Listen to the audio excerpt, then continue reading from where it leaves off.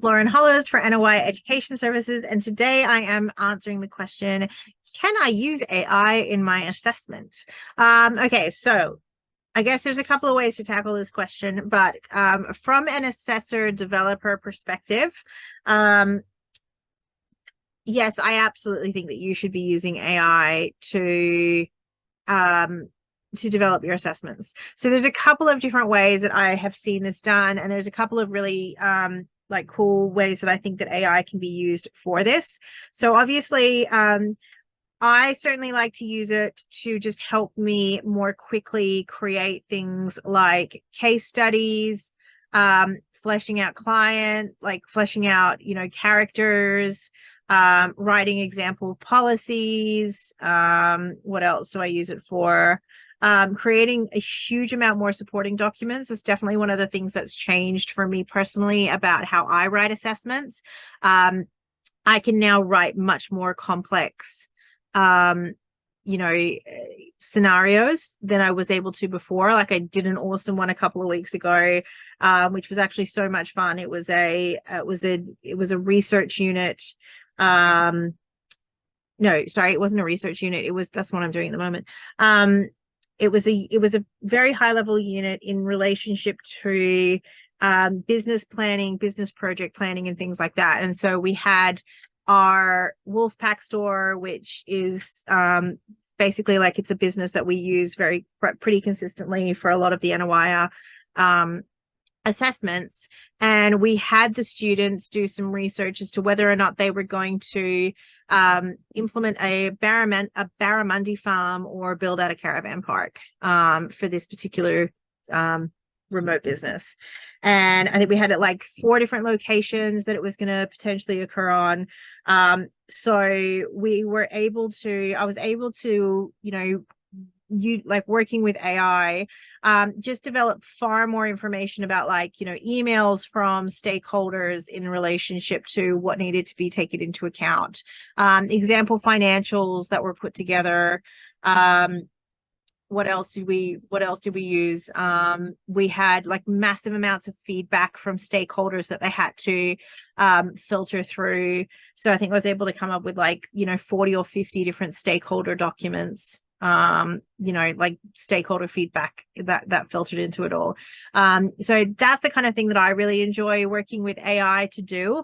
You do need to be a little bit careful, like, as I said, knowing what prompts to use, knowing how to and having to go through and double check as well can take a little bit more time, because the more complex you make the scenario, the more likely the AI bot is to forget something and to kind of go off on its own tangent.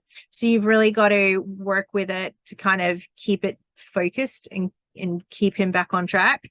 At least that's what I find.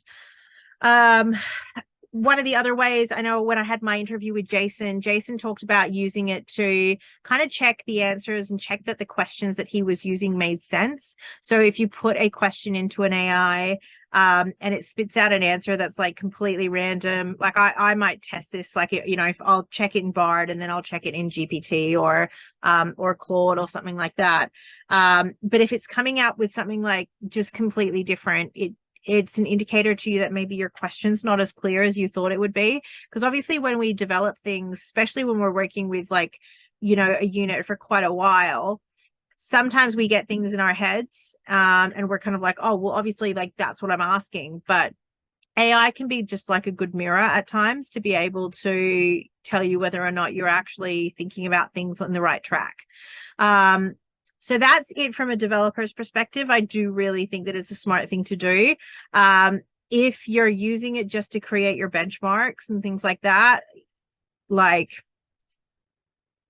I've seen so many lazy assessments that I can tell were built by AI. There was no checking, there was no editing, there was no refinement. It was literally copy and paste in the performance, copy and paste in the PCs, and then tell AI to come up with an assessment and some benchmarks. I see it really often, and it's the same thing for training materials. You know, is the American spelling, it's the dot point responses. AI is very particular in how it writes. It has a very distinct voice unless you train it to have a different voice, and you have to train it in almost every conversation. So we have very, very specific prompts that we use in order to maintain you know, like consistency with the bot to get the best out of it, but it's definitely only a tool. It does not replace. I have not seen anything that tells me it can actually replace a trainer or a good developer at this point in time to actually like create any sort of a decent assessment. So, but yes, it definitely should be used as a tool.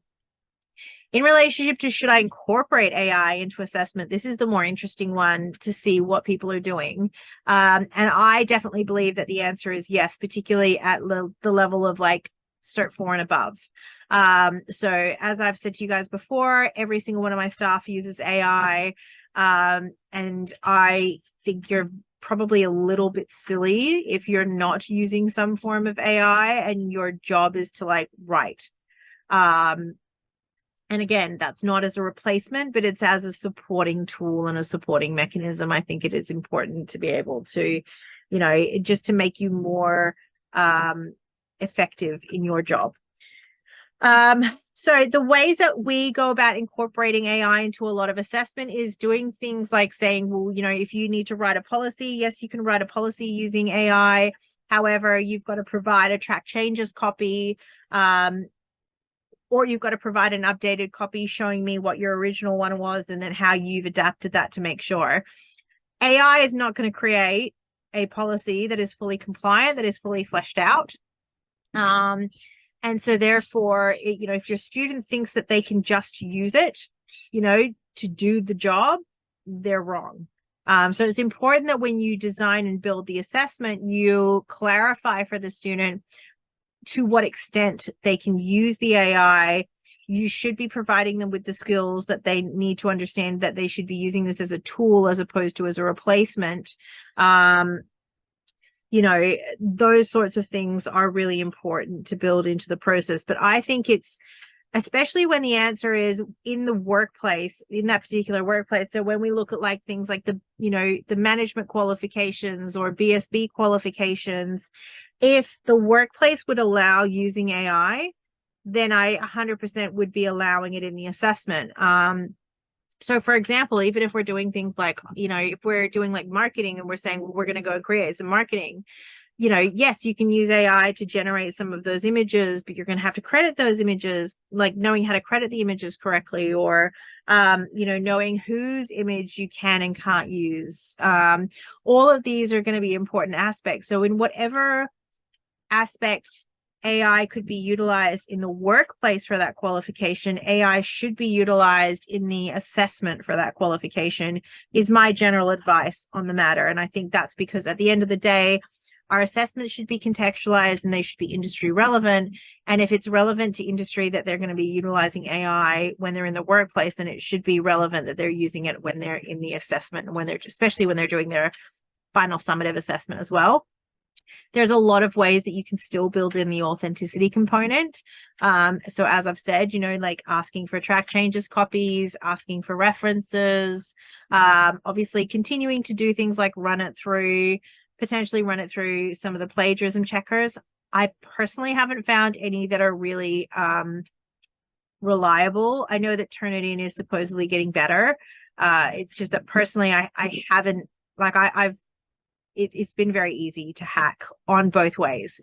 Like it's been easy for me to create stuff that AI says was generated by AI when it wasn't generated by AI. It was like just generated by me. And at the same point, I've run things through AI checkers that say, you know, no, it's not AI. And I've literally just generated it from, you know, Bard or GPT or something like that. So, it's, you know, it's still a very, very new technology because it's so new, and also because I think it's going to be changing quite so rapidly. I don't know whether or not we're actually going to be able to get to the point of being able to like check on the scale that we need to be able to check for a commercially viable price for quite a long time. For me, the best plagiarism checker is a human being. And especially when it comes to, students, your students, guys, the moment that what they're submitting to you is not in line with the language that they use, with the vocabulary that they use, with their skill levels, things like that. So, to me, it's definitely human beings, and having that relationship with your students is definitely going to be the best type of plagiarism checker that you can build into it. But I do strongly encourage incorporating the use of AI in a lot of assessments. I think it makes it a lot more relevant for students. I think it shows that, we trust our students to do the right thing. And as long as you've then got a policy to back that up as to like what are going to be the consequences if the student chooses to make the wrong decision, then I think that that's probably the best way to go about it. And that's definitely what I've seen in industry.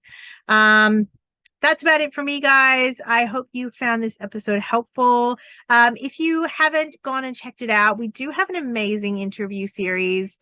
We just got some fantastic interviews with people like Jason, with Ray Mackay from Accelerate, with Angela of Vivacity. I've just released an awesome series with Vanessa McCarthy of Prickly to Sweet. There's about 4 videos of Vanessa and I just having a fab time going back and forth.